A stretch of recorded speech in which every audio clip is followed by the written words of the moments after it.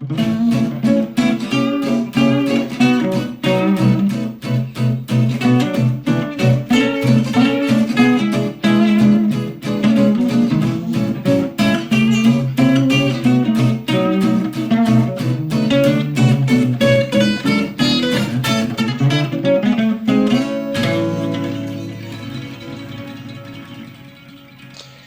today I'm talking to Alisa Jaffa.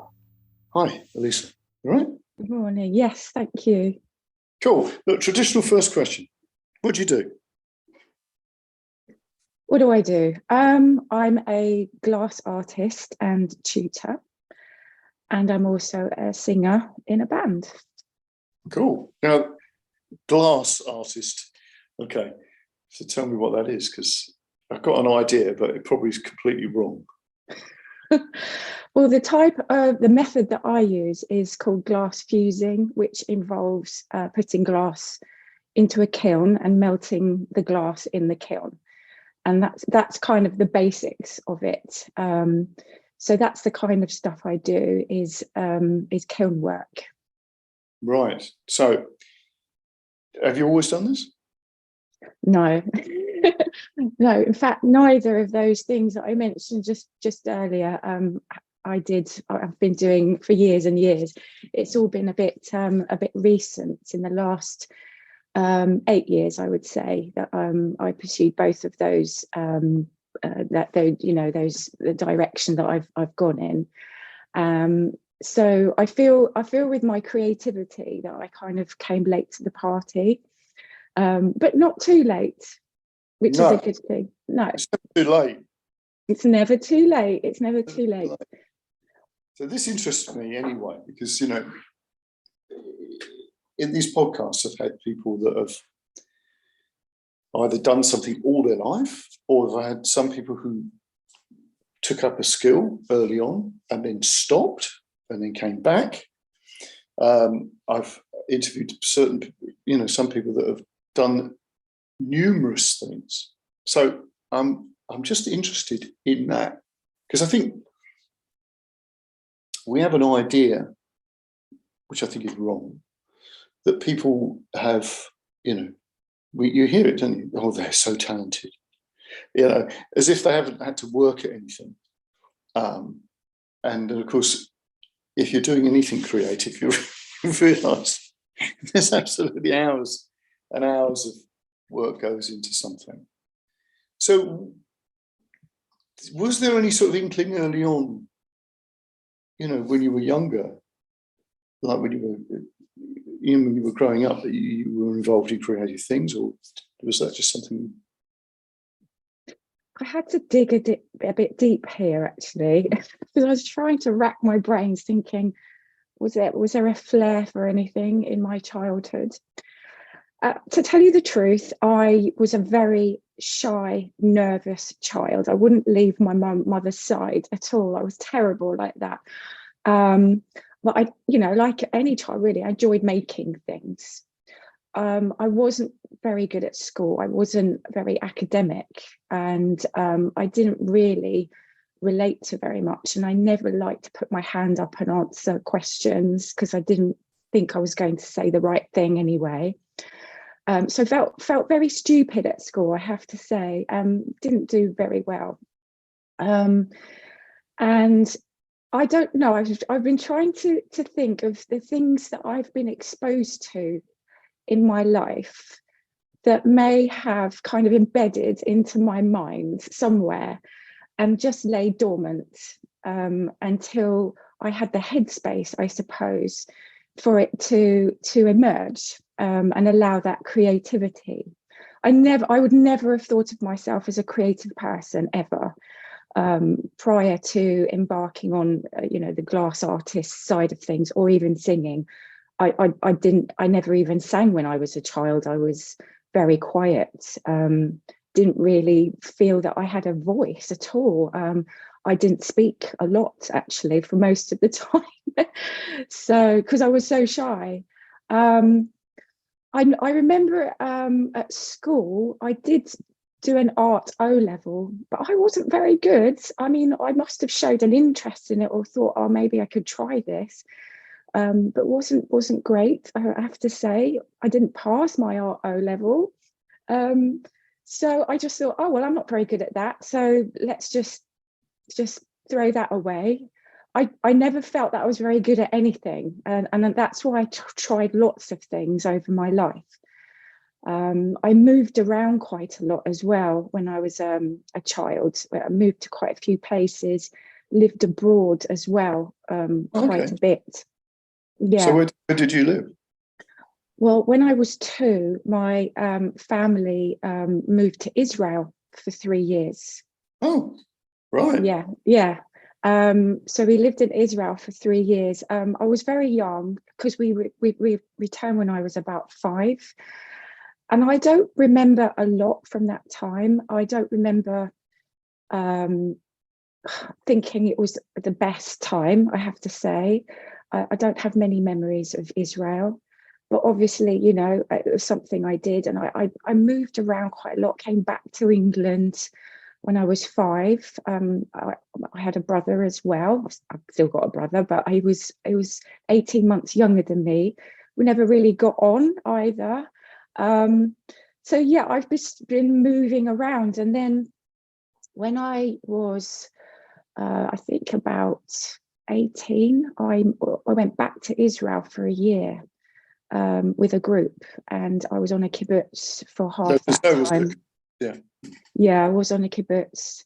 But prior to that, I had to go to Sunday school at the synagogue there to learn to read and write Hebrew.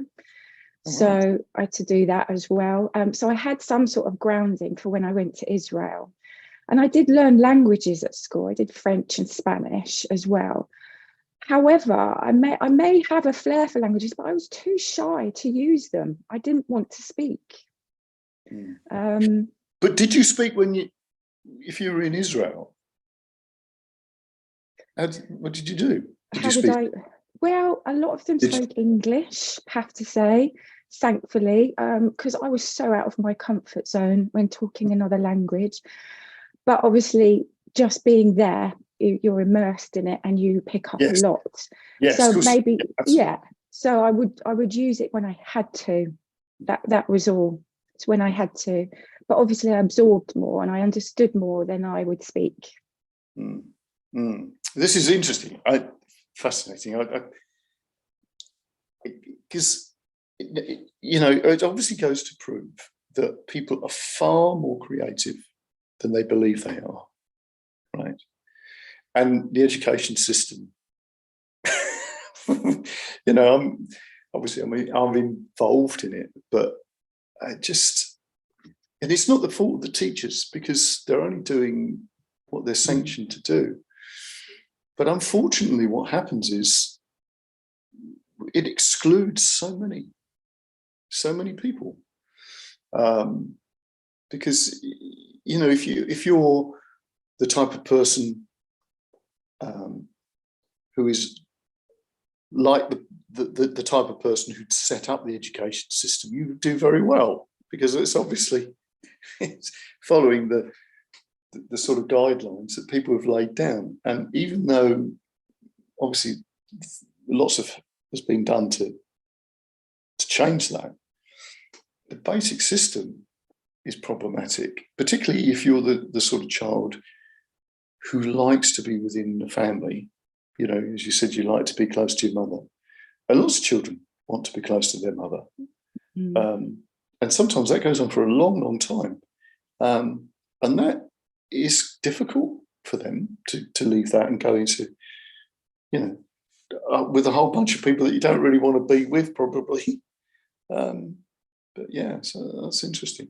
And it's fascinating because that came out as a bolt from the blue, that you went to Israel. It's like, oh, okay. Yeah. So that wasn't the only bit of traveling I did, actually. So between times, I did actually go to like a secretarial college because that's all I could do. So I did medical secretarial diploma. And I then went on to work at the Royal College of Surgeons for a little bit in Holborn. And that was quite interesting. I was always interested in medical stuff. Don't know where that came from. And yeah, I suppose I did biology at school, so that's probably where it did come from. I was always interested in anatomy and biology, so I did that for a bit. But I just got a bit bored of that, and I just thought, oh, I just want to get away. So after meeting various people, I then went abroad again, and I did a couple of seasons in Greece, in an island called Lefkos or Lefkada, near Kefalonia, and I was a waitress in a cocktail bar. Oh, there we go. Okay, Barry Manilow. Yes. No, it wasn't. It's the Human League. Isn't it? Yeah, that's right. Yeah, working as a waitress in a cocktail bar, I and I also did Copacabana for a minute. Yeah. and then and I also spent some time cooking as well. And I used to do a lot of baking with my mum, so I was, you know, I didn't mind cooking. I was working in a little Greek restaurant, producing some food with the nana there. So that was quite good fun. And I learnt to windsurf. And oh wow, you know, this is really good. Yeah, it was like, and I cycled everywhere, and I did a lot of mountain biking in those days in my 20s, and that was a good life. And then I spent another season or 2 seasons in Switzerland, actually, in a 5-star hotel where I was doing lifeguarding. So I was in charge of a pool there, and I used to clean and make coffee for the guests.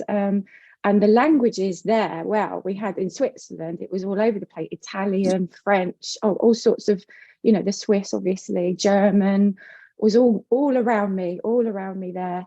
But luckily they spoke a lot of English. But yeah, I used to kind of get by, and yeah, that was a good job to have. I had the best job there, I have to say, compared to the waiters who had the terrible hours. And I could just unlock the swimming pool area, the indoor pool, go for a swim by myself, open up, and then open it up to the guests and carry on with my day. So that was a very nice job as well, and I did that for a couple of seasons, winter and summer. So in the summer I do a lot of outdoor swimming, mountain biking, and in the winter I do the skiing and swimming in the pool there as well. So it was actually quite a nice life that I did for a couple of years, and then would sort of travel in a VW camper to get across to places like Spain, not by myself, with a friend at the time. So I have been exposed to that, and I think that really did a lot for my confidence. Yeah. So I wasn't a very confident person, never have been really. But you know, these little things that I've been exposed to really help shape me, see a bit of life, really. It really does sound amazing. And I'm quite interested in the thing about the languages, because although you said you're a bit shy and all the rest of it, you've put yourself in a situation where obviously you're listening. Yeah. Would you say you're a good listener? I think I am better now. I think I was too nervous to listen to people before, too anxious about people, too scared of people, really, to listen. But I think now I'm a lot better at listening. Because when because obviously, like stuff like NLP, where they they'll sort of say, from a sensory point of view, you get somebody who's quite a tactile person who feels information. They're often very quiet, and I've noticed this with people who play music. I noticed this particularly with people who played who became really good rhythm guitar players. There was a couple of people that sprung to mind, and they were like that. They were very quiet. And I spoke to the people, the one lad in particular, about this, and it was that sort of, he would be quiet. He would be quiet with me. He talked to me, but in lessons he was quiet. And he would say that when he was listening to teachers, sometimes it was just too much. He wanted to sort of, and subjects that he was really interested in. He liked history, particularly when it was to do with things that had a real emotional thing that he could really grab onto, if you see what I mean. Like things like the particular time there was an exhibition at the Imperial War Museum about the First World War, and going to that exhibition and sort of, in his words, feeling what it was like to be in a trench, however terrifying it was, he found that interesting. But people could read information to him, and he was like, So that sort of made me very sort of involved about how you taught people like that, because you'd have to just engage people physically with the stuff. So maybe you going out, you say, building your confidence in that sort of way where you are actually involved is a very powerful thing, I think, for people. If they're quite quiet, because you've put yourself in a situation where you had to sort of, live. Yeah. I was very much out of my comfort zone, but because I had quite a sheltered upbringing. I wasn't a stereotypical teenager. Yeah. I didn't listen to music at home. The only thing I had, when my friend, I only really had one really good friend who lived down the road. She used to come over and we used to listen to Tom Jones on those V8s. Oh, wow. Yeah. V8s, well, and I was very much, I loved like playing imaginary games. I had a lot of toys, dolls and teddies, and it just made me feel more comfortable. And my friend was, we really clicked, and we just used to play these imaginary games, imagination games, and I was very much happy at home doing that. And so my father also, he didn't like the usual pop music or rock and roll. He played a lot of classical music at home. He would just sit in his chair and play when he wasn't working, and play classical music, and I used to hear that all the time at home. So that's really what I was exposed to at home. It wasn't one of those homes where I'd have background music on all the time. For me, I would be in silence, unless my dad was at home, and he did work long hours, so he wasn't at home a lot. But when he was, it was all classical music, and he had such a massive collection of classical music, and it's what I suppose relaxed him. But when I was at home, it was we didn't have the radio on, not really, and so the music side of things, I wasn't, apart from the classical music, I wasn't really exposed to very much when growing up. It was very silent house. I remember doing my homework in my room. I had to kind of close the door and just try and get on and do my homework, and I really struggled. But I didn't have any music on. I had to have silence in order to try and focus. So I've always been like that. Whereas other people that I've known have to have background music, put the radio on, or have somebody talking in their ear, and I can't do that. I can't focus. Right. This is interesting, because obviously lots of different people have lots of different ways of dealing with stuff like this. And that I've been writing this book, which is now it's sort of done, but it's all the last bits, which obviously take ages. The artwork for the book's done, but it's going through a lot of final sort of proofreading. But anyway, recently, Rick Rubin has just brought out a book called The Creative Act, and it's basically like my book a lot, because I've got it on Audible, and then lots of examples it's used are examples that I've got in the book, and it's like, right, okay, that is very interesting. But he was talking about different ways that people work, and some people have music on in the background when they're doing something else, and all the rest of it, and some of it gets quite extreme. Well, I've actually got an example that is so extreme. I interviewed Youth from Killing Joke.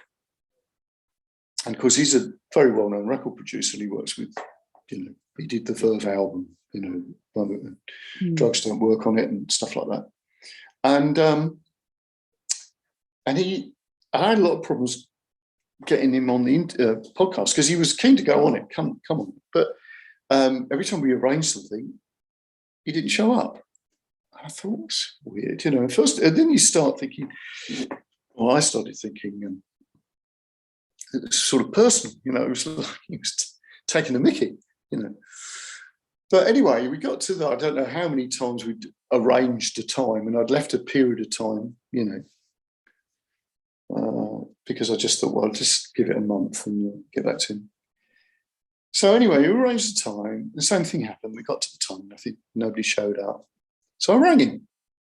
I don't know how I got hold of his number, but I rang him. And he went, oh, is it now? I went, yeah. He said, oh, give me a couple of minutes. Hang on. He shows up. And it was a great interview, fascinating guy. And then he talks about what happens when he works. He said, oh, yeah. He said, oh, I'll have like a talk radio thing going on in one room, and I'll have some music going on in the other. And maybe another radio station playing another different radio station going on in another room. And he's also working on something, musical. And I might also be drawing at the same time. Yeah. And then he said, I'm probably on the spectrum. And I just thought, no wonder. No wonder, because he was doing so many things, it just like, unless you hassled him, he wouldn't remember. And I thought, well, that is like the polar opposite of where you were in yourself when you were at home, that you want, complete silence and all the rest of it. So that I thought was really interesting, that it could be that diverse. Because, normally within school situations, it's like you can't have anything else on. It's a distraction. That's right. Yeah. Yeah. And I'm just wondering, because obviously, I don't know, has that changed in yourself? No, not really. If I need to focus on something, I can't have anything distracting me at all. I have to go somewhere quiet and think. If it's something that's very repetitive, then I might put something on in my ears, and just listen to something background, like one of your podcasts, for example. I do that now and listen, and I've kind of got half an ear. But yeah, anything that I have to really figure out for myself and learn about, no distractions whatsoever.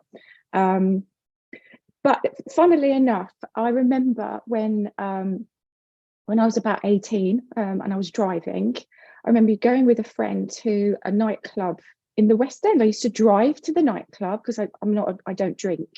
Drive to a nightclub, park outside because you could in those days, just go in, and it was all 80s music, and just immerse myself. I loved the loud music and be able to just dance, almost like a tribal thing for me, and just immerse myself. And because it really made me feel good to hear the beat. It was just the beat, really. And obviously there were people there, but it wasn't really about that. Maybe, the guys there, but and then it's almost like I had to focus on that, and I was able to, that side of things. And I enjoyed doing the clubbing because it made me feel a bit freer. I kind of let go a bit there. It was the environment which I can do that. No. Could you see what I mean about the tactile stuff? Yeah. Okay, so that's interesting, isn't it? So you're doing all this stuff. You're doing it. You're traveling around. What happens? Well, I don't stay in one place for long, and I come back. I come home. Home. Where is home? I usually kind of navigate towards where my mum is.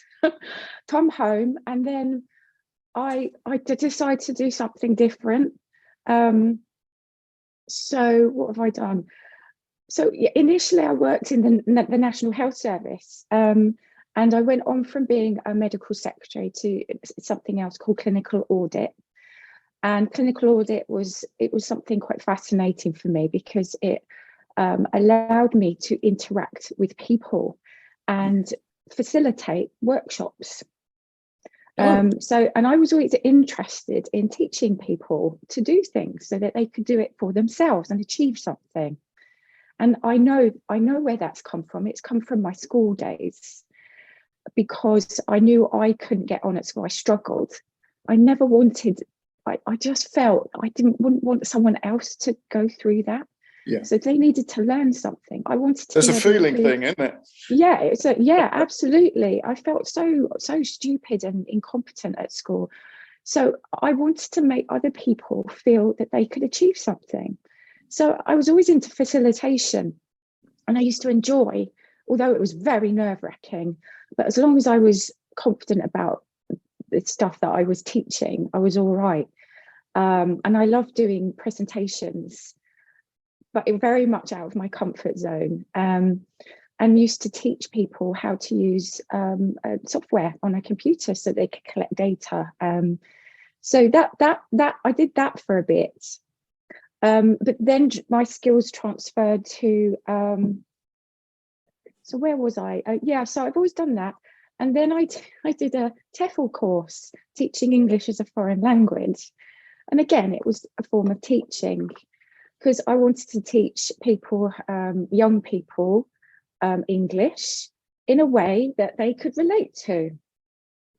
So very sort of tactile again, and very much about gesticulations and miming, because it was their second language, and it was teaching people in a way use my body language really, to teach things like tenses, which was a real skill actually. And I didn't realize until I learnt myself how much of your body language, your facial expressions, because I didn't know their language. No. And I had to make sure they could relate to me and what I was trying to teach at the time. Very visual. It was very visual, very kinesthetic learning, Yes. and really hard work, very energetic Yeah. way, very dynamic. But it was a real challenge, and I enjoyed the challenge. And I did teach in a sixth form college for a little while, teaching young adults to speak English. So I did that for a bit in England. So I was intending on going abroad again and doing that abroad, but I then met my now husband, and plans changed. And then I was exposed to, so I did that part-time teaching in a college, and the other part of my time was working in a print shop in northwest London. So that's where I kind of grew up, is northwest London, and it was for my what I call my stepdad. So my mum's partner at the time, because my parents separated, and he was a printer. And it was all in these sort of those days where we didn't have a lot of technology. And I used to work in his print shop for a bit, and he always had music on in the background. He was someone who needed music to work, and it was very vibrant and lively. And I was doing quite repetitive work. I was collating for magazines. I was doing a little bit of copy work as well, where you had to literally cut things out with a Stanley knife, or tools. I used tools then in order to reproduce things. But yeah, there was always music, and it was usually rock and roll, pop music, anything on the radio, and it was quite lively. So I was exposed to that. And he was quite a big person in my life at that point. He used to be in a band and used to play guitar and drums, and used to sing all the time. He had a keyboard, electronic keyboard. So, when I think back, I suppose I was exposed to these people that influenced me and got embedded in my brain somewhere and parked there for a long time. But yeah, and then I also worked part-time in a shop that sold glass when I was about 18. So there we go. It's digging deep, but Yeah. You kind can of see where how the these glass things take thing, shape, can't you? yeah, take shape. And I used to enjoy it. It was a Saturday job, and yeah, it was just selling little bits of glass, I suppose. And I just loved the colours. Colour is very important to me, and it's very affects my mood. Yeah, that's another thing that one of the things I do with pupils is I get them to describe a room in their house, which I haven't seen, obviously. And then I'll listen to their descriptions. And from that, it gives me a good idea about how they take information. And one of the things I've noticed is that people that are very kinesthetic actually talk about colour a lot. Now, on the face of that, you'd think that's a visual thing, but actually, visual people tend to give you what's in a room, but not where it is particularly. They might give you the dimensions of the room, all that sort of stuff. Yeah. But people that have got more of a tactile thing will tell you the colour of the carpets and the mood that creates. It's quite a peaceful room and that type of thing, right? And it's sort of drenched with that feeling stuff. It's a lively red carpet or something like that. You know what I mean? So that sort of interests me, that colour, you're saying that, and it changes your mood. It does. Absolutely. It does.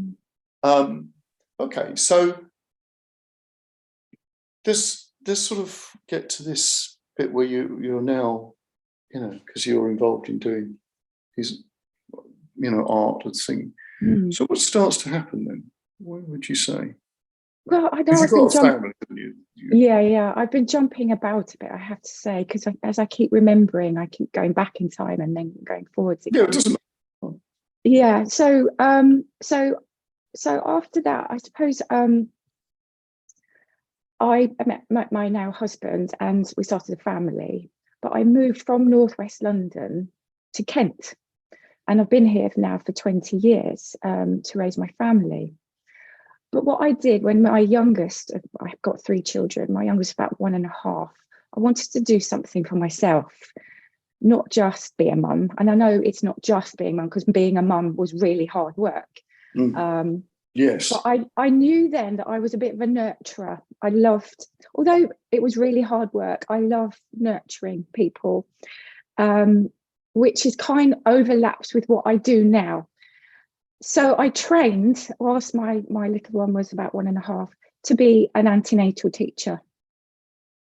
And it took 3 years, and I did that part-time because I could. So I trained to be an antenatal teacher, and I used to teach couples to become parents, I suppose, childbirth, parenting, because I could really relate to it that at that stage of my life. I could relate to that at the time. So it was a real big thing for me, because it's a very vulnerable time of your life, having children. You especially for the women going through the childbirth.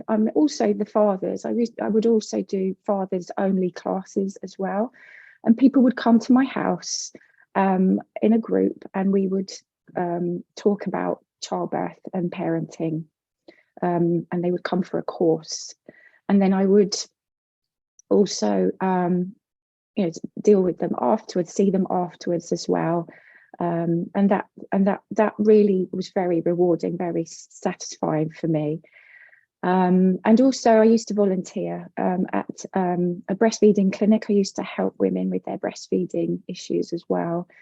There would be lots of crying and problems, and I'd do one-to-one, and that really gave me a buzz. I have to say that I was helping someone through such a vulnerable time, emotionally vulnerable time. Yeah. So there's my nurturing and my facilitation, and I used to really enjoy that, and it's very rewarding. So I stopped doing that, and then one day a friend came to me and she said, "I'd really like to learn more about glass. I love glass. Would you come with me on a course?" So I did. I just went on a 1 or 2 day course with her, and she absolutely loved glass, and she went off and did a diploma in London and got the real bug. Whereas I just played. I just experimented and played with the colours, and it was a really lovely medium to play with.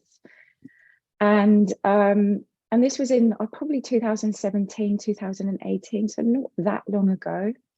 And I just started playing about with things, and I used to use her kiln oven so I didn't have that outlay because I wasn't sure about it. But it started off as a hobby, really. And then my mum sowed the seed. She said, you know what, you could do workshops. So I said, yeah, I probably could actually. So that's when I started being creative and setting up workshops and, you know, kind of doing lesson plans. And I would try them out on my friends here. And that's where the whole, you know, workshops and being a tutor grew from, I suppose. And what I love is people coming here to my house, to my home, achieving something beautiful, but being together, talking. I would learn so much from these people, the stories they had, the crafts they've done. And the approaches they had to their projects, I would learn from them. It's a very symbiotic relationship, very mutually beneficial. And I'd get a buzz because they would enjoy their time here. They would have cake and coffee and learn something new and just have a lovely time. So the whole mental well-being was really important to me. And that was the philosophy I adopted for my workshops: small, intimate groups, and having fun, being together. Yeah, it's brilliant. That's brilliant. Because I think that's so important. When I'm teaching, particularly when I teach everybody differently. I don't have a plan. It just depends what people, sort of bring. And I've noticed with certain people, obviously, it's all about getting to know somebody anyway. I think teaching and obviously, you're saying sort of about the sort of social interaction. And if you think, again, that's polar opposite to what you would have experienced at school, because you just wanted to hide. You didn't really want to. But I think in actual fact, you learn. There's lots of things that happen with learning. Because obviously the most important teacher that you have is your own mother when you start. And that's an intimate learning situation, right? So that's fundamental to learning as far as I'm concerned. So for a start, if you like the person that you're learning from, you'll learn more, right? I don't think you learn from somebody you don't like. And in actual fact, one of the things that I did, and this is another thing I do with kids at school particularly, is I'll ask them a question about, what lesson do you like? And they'll go, whatever it is, French or like this or whatever. And then the next question is, I say, do you like the teacher? And they go, yes. And then I'll say to them, okay, what teacher don't you like? And they'll go, oh, Mr. So-and-so, whatever. And I'll say to them, are you any good at that? And they go, no. Right? Yeah. Because really, I could have said to them, you tell me the teachers that you like, and I'll tell you the subjects that you're good at. And that tells you something about that relationship between whether you like something and you like the person. So it's about, as you say, having that sort of relationship with people. If they enjoy the person, the time, and all the rest of it, they will learn. I picked that up very early on, actually, because when I was at school, I was quite good at history, and we had 2 history teachers. And on Tuesday, I hated it, and on Thursday, I loved it. And it was just down to the person. That's right. And of course, that was, again, a formative experience for them. And I realised that at the time when I was young, that's what was going on. So, you've got that situation where obviously you obviously realise that if people are going to learn, the situation's got to be very different from your experience at school. That's right. And I remember my biology teacher. She was brilliant. And she also taught chemistry, which would be quite a nice foundation to have for what I do now, because obviously glass is very much based on chemistry. So she taught that. And then when I took chose my options for O levels, I wanted to do biology and chemistry. However, she stopped teaching chemistry at that level. But yeah, I thought you were going to say that. Yeah, I know. She stopped teaching that. And I had a new teacher for chemistry. And she was awful. She scared me so much. She made me feel awful, so stupid. So I dropped chemistry. I didn't do chemistry, but I did carry on doing biology. Yeah. And did quite well. Yeah. So, obviously, this is one of the things where you can see it, you can experience it. But when people go, yeah, but it's not sort of scientifically proved. Oh my God, that just is a red rag to me. It's like, I don't care whether it's proven or not. It doesn't matter, because in your own life, you know that that's absolutely true. You can't have this is why the education system is so problematic, because it's just really like a factory. And that's not really how education works, really. In its best form, it's, as you say, it's much more intimate than that. And you learn extraordinary things in a moment, right? Don't you? You have things that happen to you in a moment of time, and it could literally be a minute that's transformational. That's right. And I think that's so important, and lots of things are learnt. Lots of things are learnt like that, and I think that's the thing that I find. I try and transmit that across. Not like we do, because you've been to blues camp and stuff like that. Yeah. And it's those sort of things that you can, in that little moment where you could just be sitting down and having something to eat at the lunchtime, and somebody can say something to you, and you're not even playing music at that point, that can be like, right, something clicks. And I think that's important. So you're saying about, sitting around having a drink and a piece of cake, they could be learning something really important in that moment. Yeah, it's all incidental.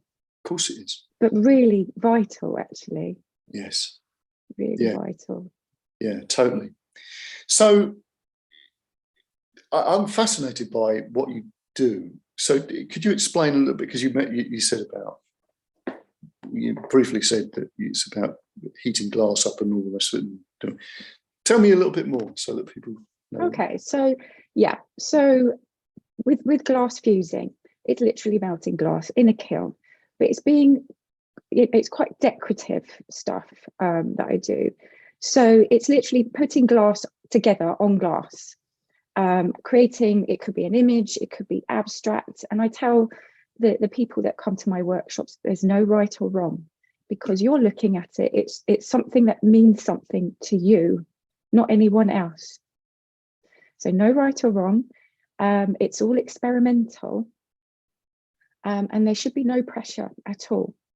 And usually when you're doing a project, when you're creating something, it evolves, and you may change your mind about something and go in a different direction, and that's okay.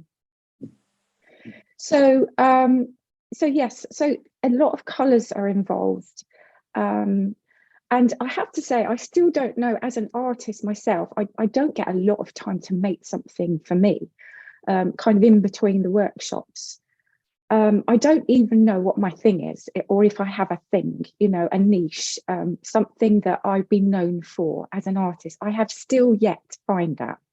So I experiment a lot. I try different things, different techniques, watch a lot of YouTube videos, do a few online courses, read some books, and try and improve my knowledge and just try and experiment a bit when I can.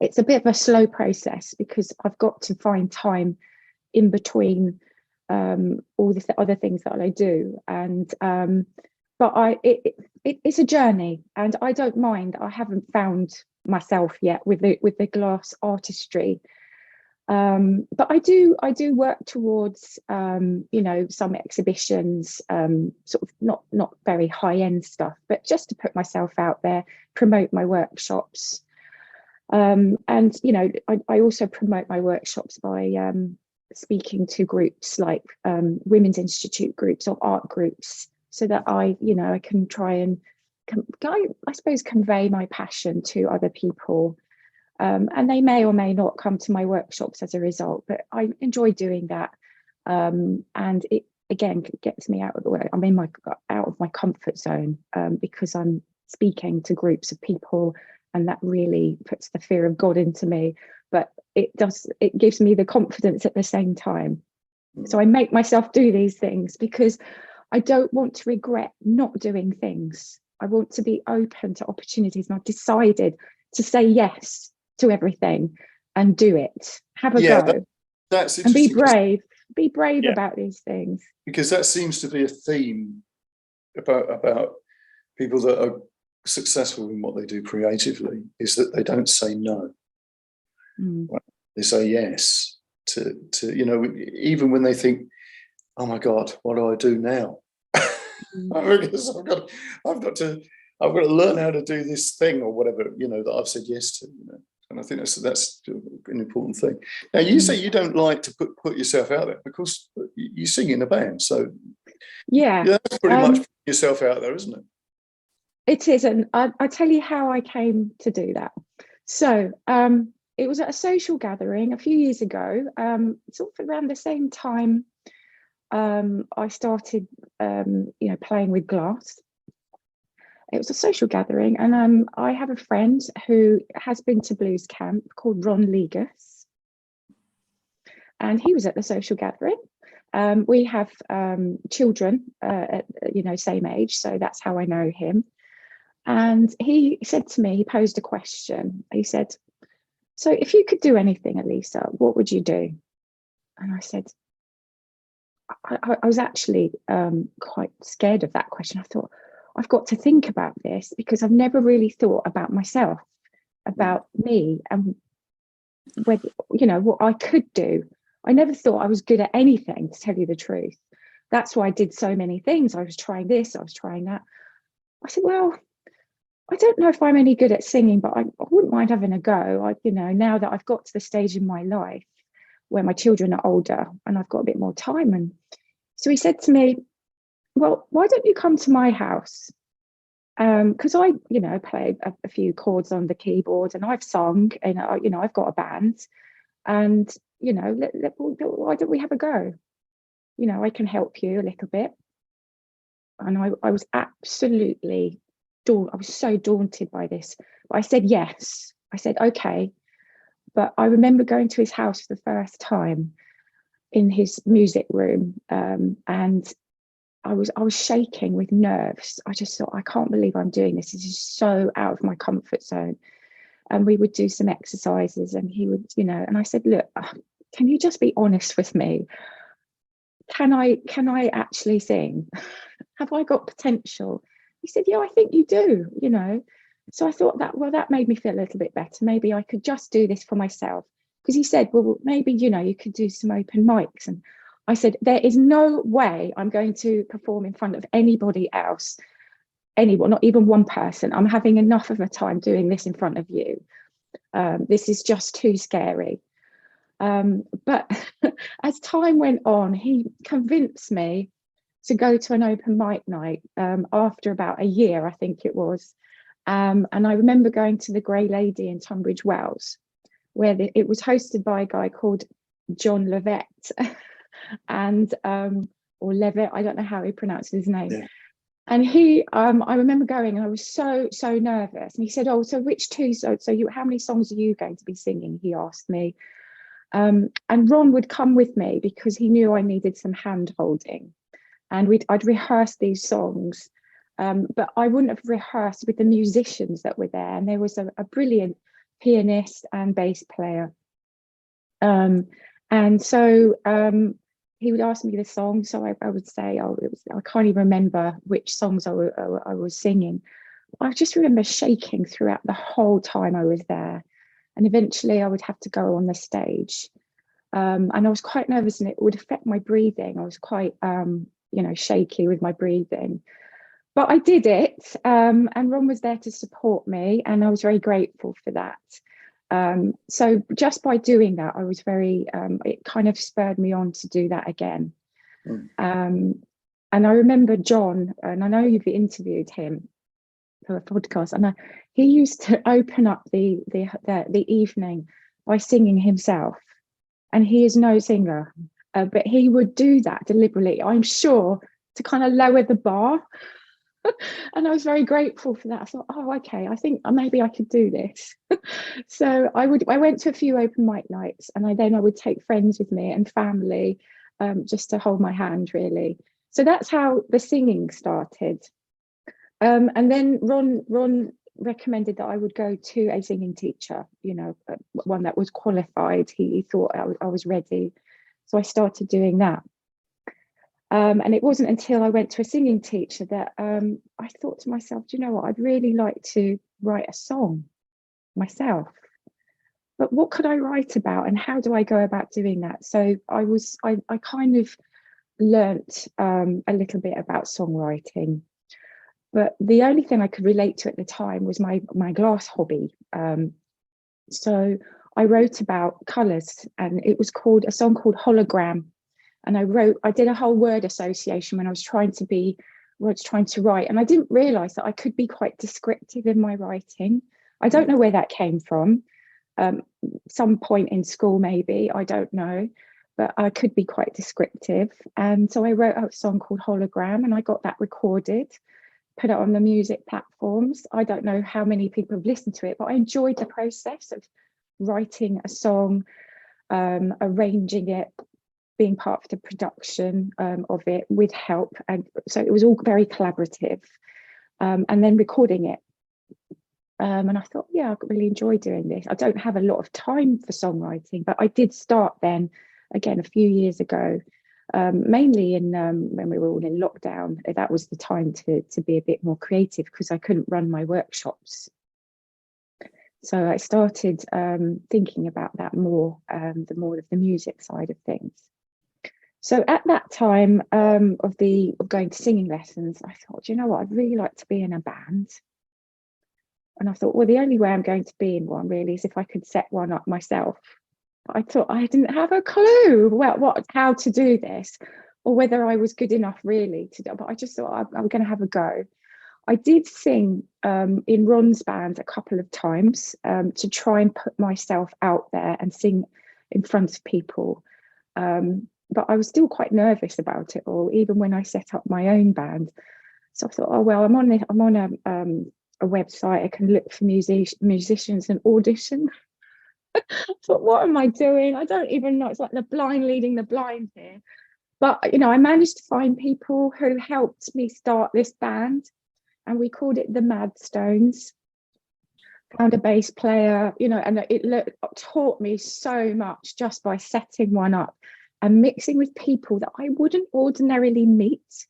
But because we had this commonality of music, I met some very interesting people, people I probably wouldn't socialise with normally, but Exactly. really taught me a lot. And I was very grateful for that. Although maybe the music that we did wasn't quite right for me, it still put me out there into pubs, into clubs, trying to form a set list and learn songs excuse me, and see where my voice, what the potential was for my voice. So that's where I started, and And yeah, so we gigged for quite a bit. Just before lockdown, we had about 30 gigs in the, in 2019, all booked. I mean, we did a lot of gigs, mainly around Maidstone and East Kent way, because that's where the musicians in my band were mainly from. So they had lots of connections. So we started there really. And it really took me out my comfort zone with driving to places in the dark late at night, not knowing where I was going, never been there before. It was all good stuff, but quite nerve-wracking and scary. But I did do it, and I got a buzz from doing it. I thought, yeah, I can do this. Unfortunately, obviously, lockdown happened, and as a result, we had to cancel lots of gigs, as a lot of musicians did, couldn't do their music. And after lockdown, we couldn't get going again. So yeah, we disbanded. But then someone approached me through a Band Mix website and auditioned me for a new band, which was mainly soul and funk music, which I absolutely love. And also dance stuff. And I'm now in a new band called New Groove. We've been rehearsing a lot and doing a few gigs, so we're still quite new, still trying to get out there and hopefully going the direction of functions as well. But we're in pubs at the moment in Tunbridge Wells with gigs and at private parties, and really loving it. So there's 7 of us. We've got a saxophonist and a keyboard player and bass guitar and drummer and another vocalist, which is great because there's so much scope with vocals then when you've got 2 vocalists, and I'm really enjoying it. So, and I've also been doing a few more songs for myself, a bit of songwriting. Yeah, because I was listening to yes on the radio, which is great. Oh, did you manage to find it? It just happened I was listening to the wrong day. Oh, right. A whole lot of another day, yeah, and it's like, oh, hang on, yeah, that makes sense. Yeah, it's good. Yeah, so I'm just exploring still at the moment. I still feel I haven't got there. I haven't got to the end of my journey by any means. I'm right at the beginning. I'm right at the beginning. I think a lot of musicians will say, I haven't really got there yet. I know. I don't think you ever do you? No. You never get there, and you shouldn't. You're always learning. Exactly. Well, that's brilliant, Alisa. We've been chatting for an hour. I know. I've been doing a lot of talking. That's great. No, great. Because I think this is so important for people to realise that there's so much you can do. And it's never too late. Never too late. And you just need to have a go at things, and interestingly, how it's like a big jigsaw puzzle, how things fit together, that you might be interested in something that later on comes up in some other way. And a lot of things that you said, that, in your story do that, interest that you had early on. Particularly what I thought was quite interesting, you said you were interested in biology and you end up doing all that medical stuff, you know, and you could never actually know, because how many times, people say, if somebody had told me that I'd be doing blah, blah, blah, I wouldn't believe them. Right? Oh, absolutely. That is common, but it's only, that only happens if you're willing to just do things, not even logically, just go and do something and see what happens. Just have more of an open mind. I think if you just open your mind to things, which I didn't have the confidence to do till quite late on, I suppose. Well, I feel that anyway. But yeah, I think just open your mind and say, yes, I'll do it. I'll have a go. I think that's a really good point to sort of end on, really, because I think that is what it's about. Just try things. Don't have any sort of foregone conclusion about anything. Just keep an open mind. Brilliant stuff. So I'll put some stuff in the show notes. If you could just send me a little bit about, what it is that you're doing with the links and stuff, that would be brilliant. Sure. Okay, will do. Your stuff's very popular. So, Thank you. Best of luck with everything. All right. Thank you. Yeah, thanks you. Thanks for inviting me. It's been lovely. It's been great. Thanks ever so much. Okay. Bye. Bye-bye.